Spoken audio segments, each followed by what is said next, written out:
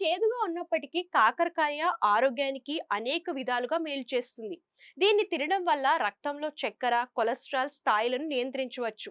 అందుకే దీన్ని తరచుగా ఆహారంలో భాగంగా తీసుకోవాలని ఆరోగ్య నిపుణులు చెప్తుంటారు. ఇందులో అనేక రకాల పోషకాలు పుష్కలంగా ఉంటాయి.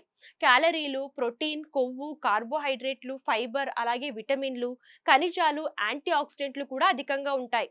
కాకరకాయ విటమిన్ సికి అద్భుతమైన మూలం. ఒక కప్పు కాకరకాయలో విటమిన్ సి దాదాపు 41.5 గ్రాములు ఉంటుంది. ఇందులో మంచి మొత్తంలో ఫొలైట్ కూడా ఉంటుంది.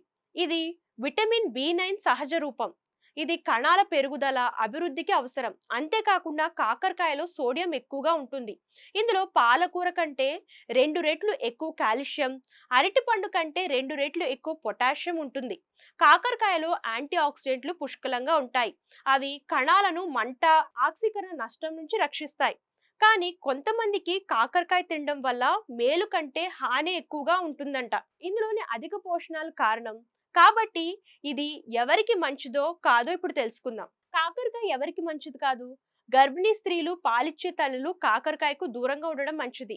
జీర్ణ సమస్యలు, వాంతులు, విరోచనాలతో బాధపడేవారు కాకరకాయ తినకుండా ఉండాలని, ఎందుకంటే ఇది తినటం వల్ల సమస్యలు మరింత తీవ్రం చేసే అవకాశం ఉంటుంది.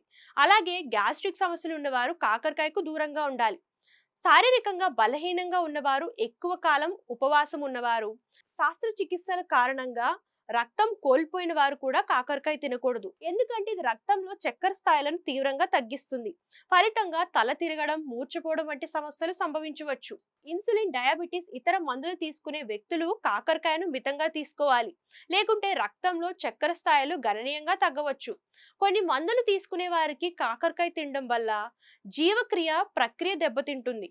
అందువల్ల ఏమైనా సమస్యలకు మందులు తీసుకునేటప్పుడు వైద్యుడిని సంప్రదించిన తర్వాత కాకరకాయ తీసుకోవడం మంచిది. మూత్రపిండాలు, కాలేయ సమస్యలతో బాధపడేవారు కాకరకాయ అధికంగా తినకూడదు.